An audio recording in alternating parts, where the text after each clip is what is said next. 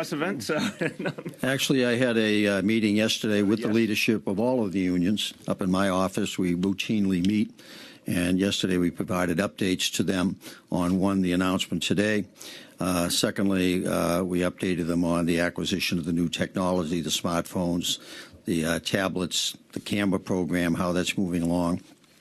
We covered a lot of issues, as you're well aware, that the mayor last week announced that relative to lawsuits filed against officers, if we determine that the lawsuit is baseless, that the city attorney will be very aggressively fighting those lawsuits, additional 30 attorneys. So we had a meeting yesterday that, and the head of the Detectives Union, who was here today, was at that meeting yesterday.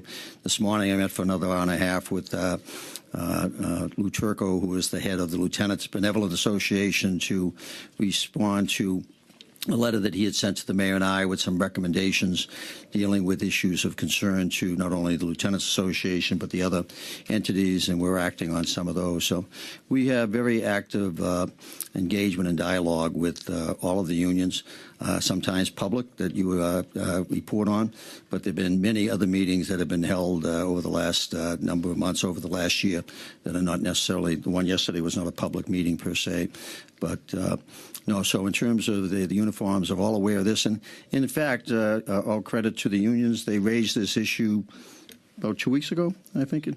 And ironically, we have spent the last year interacting with our officers. 14,000 participated in the survey. I've had, I think, over 400 focus groups. We've been studying every need of the department. And 2 weeks ago was the first we heard that this was an issue of concern to our officers.